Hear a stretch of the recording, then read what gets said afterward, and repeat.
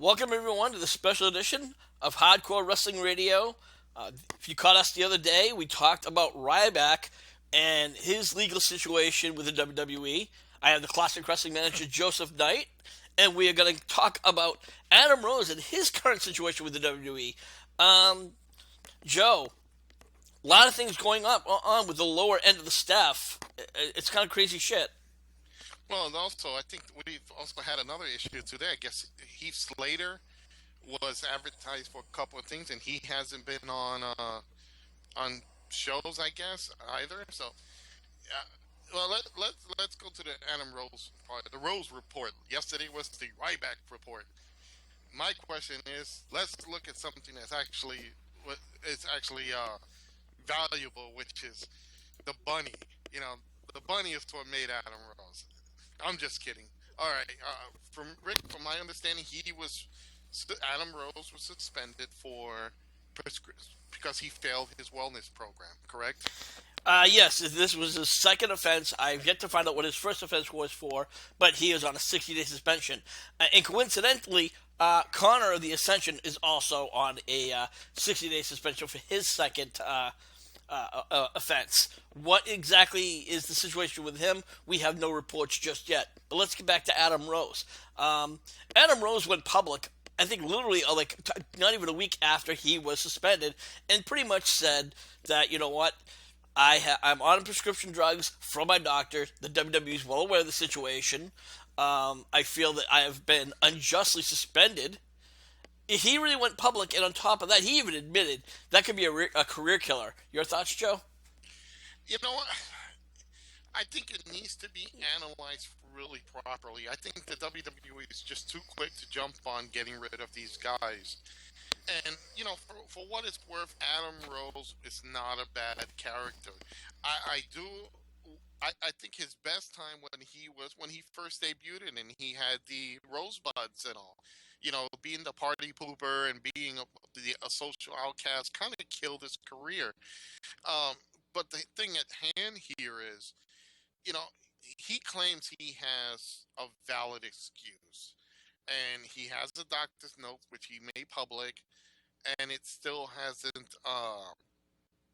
The WW hasn't swayed, or at least we haven't heard anything. My thing here is, what is up with these people, Rick? You know, and I said this, and I did my Ryback rant with this. I'm going to do the Rose rant. It basically, you work for the biggest company in the world. You know, you obviously have problems with it. You work them out, and you present the facts. You know, these guys, they take it and they go to social media and hoping that they get the pittiness from the fans and hope that the fans change WWE's opinion. Like Ryback. Ryback started going on social media. And come on now. It wasn't going to get him anywhere because he's not like The Rock, Austin, Triple H, Cena. He's not on that level for people to care. Adam Rose, for all his credit, he tried to go public with it and say, look, I'm not a druggie. This is what happened. This is what my valid excuse is. And now it's up for the WWE to literally follow through with it. Now, if WWE is in a position that they could just say, screw you, it doesn't matter, wait for your suspension to be over, or we'll call you. Don't call us, we'll call you. Because, Rick, they are the only game in town. Yes, and they are the only game in town, and it's. I think there's a lot more that what's going on. For those of you, I wanted you to cover it. What he was on was Adderall, and that's for ADHD.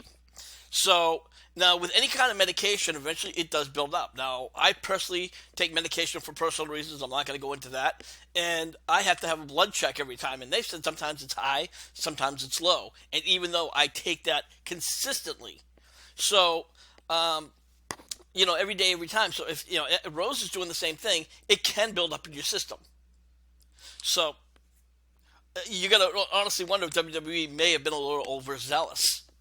I think they've been a little bit overzealous. I think the situation here is they quickly jump the gun and try to, maybe try to make a point with the others, with the rest of the roster. You know, Sometimes WWE can make a very bad decision. And if they done it with characters, with stars, with they jumped the gun, I think the whole Titus O'Neil thing could have handled differently. You know, with Adam Rose, again, he's not a bad wrestler. I think they could have kept him the way he was with his rosebuds, and he probably would have still been popular. Um, Again, I think they jumped the gun. I think they should just look into this guy and see what they can do with him.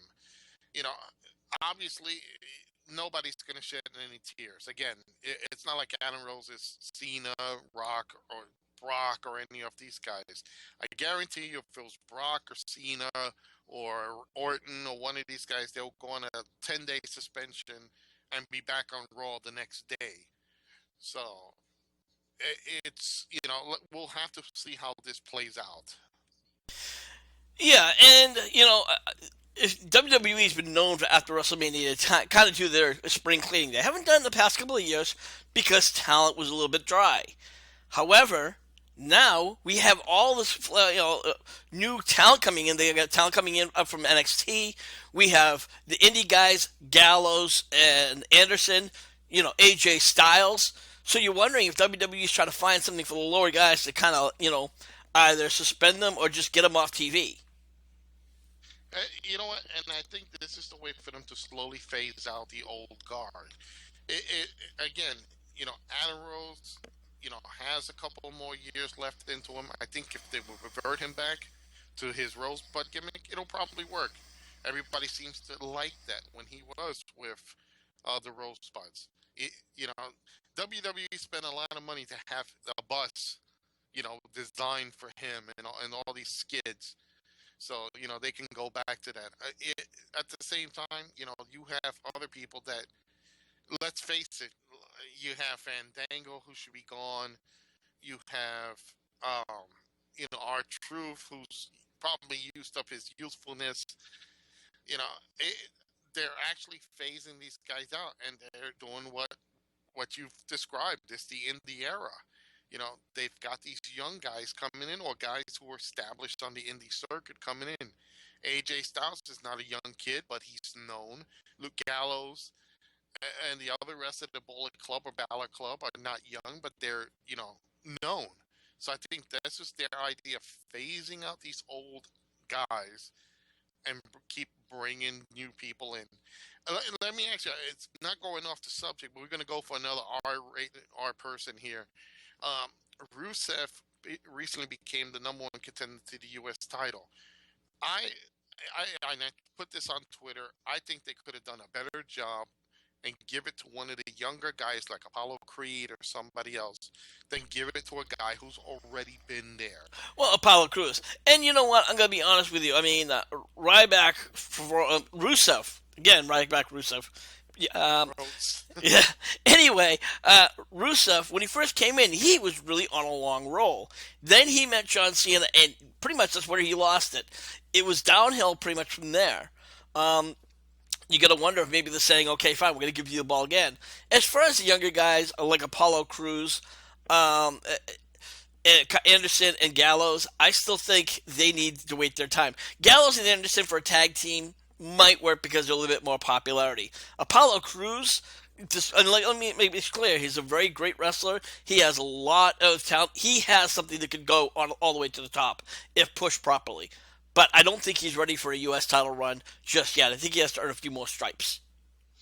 Well, and that's the thing, they have to start giving it to some of these other guys who already been there, who, like Zack Ryder. Who would have thought Zack Ryder would have been the Intercontinental Champion? Even if it was for one day, it still was an opportunity, and they got the world talking. I think WWE right now is phasing out these old guys. I think that's why they're giving them, finding out little excuses just to get rid of them or put them on the shelf for a while. Ryback, you know, he he didn't he didn't put holes in his boat. He sunk his own boat. He did more damage in a matter of days than Dixie Carter's done to TNA in a matter of years. It's they both on the same Titanic. I think that is, if we can get someone to do a little editing and put like Leonardo DiCaprio and Kate Winslet, you could put Ryback and Dixie together because they're both sunk their careers. Um, in the case of Adam Rose, again, I think WWE overreacted, but could be that they want to phase him out.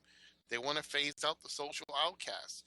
You know, let's face it, right now we're in a situation where the WWE is profiting from these other talent. In fact, Rick, as funny as it sounds, and if you look at the roster, WWE literally is that it's taken the TNA talent and made them 10 times better. Yes, they have, but right now, a lot of the TNA talent is still down in NXT. We know that Samoa Joe's down there. Austin Aries has got down there. Eric Young and Bobby Roode. I know Eric Young is officially on the roster. Bobby Roode, I think he's still in negotiations. But then again, you have over in the talent, Sami Zayn's now up in the main roster. You have Kevin Owens or Kevin Steen. He's in there. He's been in there for a while, but still, he's earning his stripes. He's moving up the ladder. And And let's not forget the biggest name of all from that little clique. You could say that TNA clique is AJ Styles. yes, and Styles, He of course. he debuted in the Royal Rumble, and now look at him. He main evented a WWE pay per view for a world title, and he's getting another shot at the title. You know, is this the WWE's way of like using these guys too quick? Did they let them get time to develop? I think it's they're capitalizing on his popularity and who he is. Good thing, but that's what happens with the WWE. They take a wrestler, push him too quick, in a matter of 6 months to a year, you're done. And in Ryback's case, I think Ryback got a swelled head because let's face it, when he came in, they gave him the monstrous push. He was like the next Goldberg Ultimate Warrior to them. They pushed him, gave him titles, put him in main events, and you know when that time comes and he starts to fall, obviously, he couldn't handle it. It's the same thing with some of these other guys. I think that's why they're phasing them out. That's why all of a sudden the Adam Roses are in suspension. That's why I think these, um, the Heath Slaters are being pulled off, and Ryback is gone, and I hope he's gone for good because of these. I think WWE just want to phase these guys out. Yeah, and again, you talked about pushing AJ, and I don't want to get off the subject because this is about Adam Rose, but HWR tends to digress a lot more often than we should. But Put it um, like this: the Bunny's more famous than Adam Rose at this point in his career. no, I think the money's retired. When it first came out, it was working, but he never got in the Rumble. um, Even though that was our campaign, Money in the Rumble. Um, But with AJ, he's definitely over with the fans. When they tried to push some other guys fast, they weren't hitting the fans, and I think that's AJ might be the different situation. But I want to wrap up this edition, and what we want to know is from you, the listeners.